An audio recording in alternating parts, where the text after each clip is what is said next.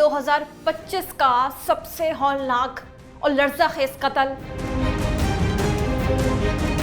ये लड़ाई लड़ना हर एक की बस की बात नहीं है। मुस्तफ़ा आमिर को तो इतना बेदर्दी से मारा गया, प्लीज वो टॉस करके उसने मारा। मुझसे प्लीज ये बात नहीं करें। क्यों नहीं वो रोकी बगैर नंबर प्लेट की और काले शीशों वाली गाड़ी? आप इस पे क्या समझती हैं? सवालिया निशान। गिजरी थाने का एक एएसआई अरमगान के साथ मुलव्वस पाया गया सहूलतकारी में। बातें तो मुझे अब समझ में आना शुरू हुई है ना कि मेरी एफआईआर पे कोई कार्रवाई क्यों नहीं हो रही थी। इस ऐसे जानवर की, ऐसे हैवान की, ऐसे भयानक इंसान की मैं चाहती हूँ कि इसको वही सज़ा, वही तकलीफ़ें, इसको वही तकलीफ़ें दी जाए जिस तरह से इसने मेरे बच्चों को तकलीफ़ें दी। 2025 का सबसे हौलनाक और लर्ज़ाखेज़ कत्ल, मुस्तफ़ा आमिर कत्ल केस की बात कर रहे हैं। मुस्तफ़ा आमिर की वालदा जो वजीहा आमिर है, उस पर क्या गुजर रही है, किस तरीके से वो अपने बेटे का कत्ल इस तरीके से देखती है कि उसके बेटे को जिंदा जलाया जाता है, और वो माँ अपने मुस्तफ़ा आमिर अपने लगते जिगर की लाश को जब देखती है तो कुछ नहीं बचता उसके अंदर, और वो माँ अपने बच्चे को ढूंढती रहती है। उस माँ की ज़बानी सुनेंगे, क्योंकि एक बहुत दर्दनाक उस माँ के लिए है जिसका बेटा बेदर्दी से कत्ल किया गया, और मरकज़ी मुलज़िम अरमगान जो है और उसका जो वालिद है मुबैना तौर पर बचाने की कोशिश में है अरमगान को। केस लेकर चल रहे हैं इनके घर वाले मुस्तफ़ा आमिर के। इस वक्त हमारे साथ जो है वो मकतूल मुस्तफ़ा आमिर की वालिदा मौजूद है। बात यहाँ पर मंशियात की नहीं, बात यहाँ हो रही है कत्ल की, बेदर्दी से लर्ज़ाखेज़ कत्ल की, जो कि 2025 का हम देखते हैं या साल का सबसे बड़ा कत्ल, सबसे ख़तरनाक कत्ल यही नज़र आता है। जी हाँ, आमिर मौजूद हैं और आपको लिए चलते हैं उनकी तरफ। बस की बात नहीं है इस प्रेशर से गुजरना।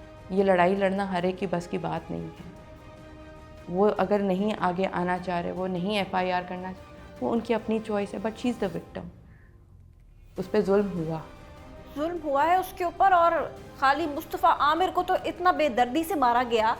पहले उस पर तशद्दुद किया गया।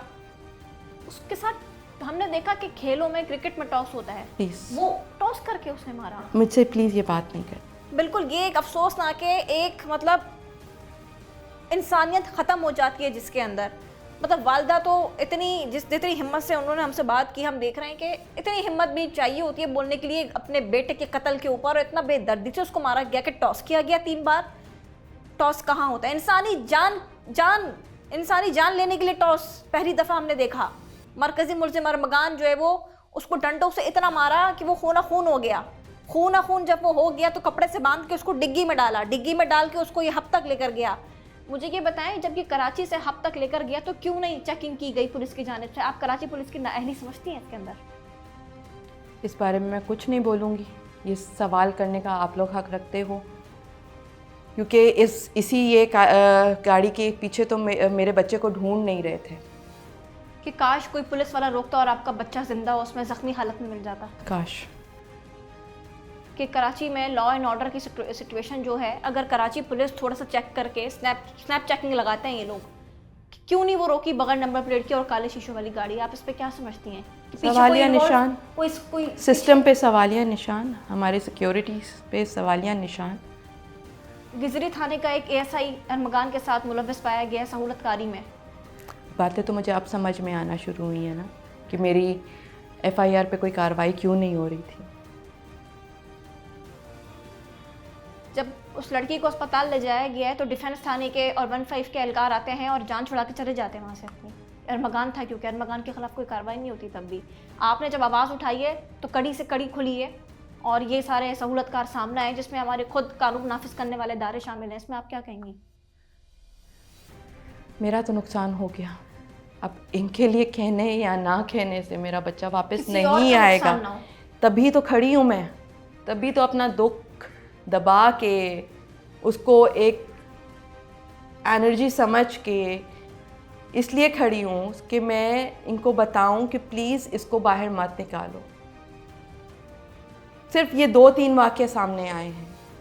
एक दिन वो तशद्दुद करके फेंक देता है, दूसरे दिन वो किसी को तशद्दुद करके जान से मार देता है, तीसरे दिन पता नहीं वो अब निकलेगा तो वो तीसरा क्या करेगा और चौथा क्या करेगा, या पास्ट में वो क्या करता आया है। इस ऐसे जानवर की, ऐसे हैवान की, ऐसे भयानक इंसान की का बाहर होना नहीं है। मैं चाहती हूँ कि इसको वही सजाएं, वही तकलीफ़ें, इसको वही तकलीफ़ें दी जाए जिस तरह से इसने मेरे बच्चों को तकलीफ़ें दी हैं।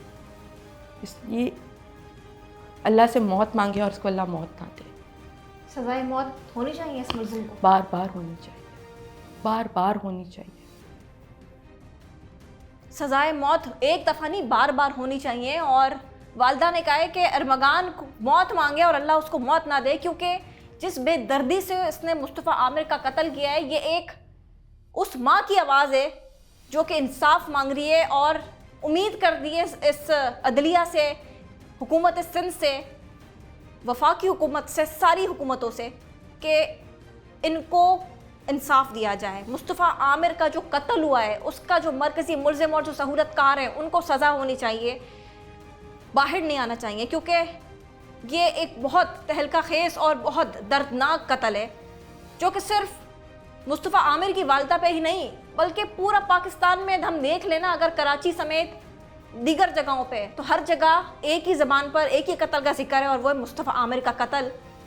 कि पूरी आवाम यही बोल रही है कि मकतूल मुस्तफ़ा आमिर की वालदा को इंसाफ मिलना चाहिए, चाहे आप सोशल मीडिया उठा के देख लें, चाहे वो अवामी राय आप देख लें, चाहे वो कहीं पर भी देख लें। इस इंटरव्यू का यही मकसद है कि जो आला हुकाम हैं, जो कानून नाफिज करने वाले इदारे हैं, वो इस रोती माँ का सुने जिसके बेटे को बुरी तरीके से कत्ल किया गया। जहाँ तक बात शुरू होती है कि मंशियात की सप्लाई या वीड की सप्लाई या मंशियात की, तो वो केसेस तो चलते रहेंगे, लेकिन असल केस तो यही है कि मुस्तफ़ा आमिर को जिस तरीके से मारा गया है बर्दाश्त नहीं किया जा सकता ये। तो इस पर मुस्तफ़ा आमिर की वालदा ने यही कहा है कि मरकज़ी मुल्ज़िम अरमगान को बार बार सज़ाए मौत होनी चाहिए। और वालदा का यही कहना है कि जब तक इंसाफ नहीं मिलेगा, भले जितने साल लग जाए, वालदा इसी तरीके से अपने बेटे की मौत के ज़िम्मेदार आदमी अरमगान को, उस हैवान नुमा बंदे को सज़ा दिलवा कर ही रहेंगी। खाली मुस्तफ़ा आमिर की वालदा ही नहीं बल्कि मुस्तफ़ा आमिर का वालिद भी खुद अपने बेटे की मौत के ऊपर, अपने बेटे के कत्ल के ऊपर खड़ा हुआ है और दोनों माँ बाप अपने बेटे के मौत का बदला लेकर रहेंगे और अदलिया से इंसाफ की अपील की है। क्योंकि जब हमारे इनके वालिद से बात हुई थी जब कब्र कुशाई वाले दिन, उन्होंने यही कहा था कि अदालत से मुझे इंसाफ चाहिए। तो अभी तफ्तीश की जा रही है इस केस के ऊपर। मुस्तफ़ा आमिर की वालिदा वजीहा आमिर ने हमें वक्त दिया और हम इस 24 न्यूज़ और सिटी 21 के ज़रिए ये आवाम तक, आला हुकाम तक पहुँचाएँगे इनकी आवाज़ को। और मीडिया भी यही कोशिश करेगा कि इनकी आवाज़ ज़्यादा से ज़्यादा दिखाई जाए, ताकि किसी ना किसी ज़रिए सबके साथ मिलकर, सब मिलकर जो है वो मुस्तफ़ा आमिर की वालदा को और इनके जो वालिद हैं और इनके घर वाले हैं, इनको जो है वो इंसाफ दिलवा सकें। मुझे दीजिएगा इजाज़त। अल्लाह हाफ़िज़।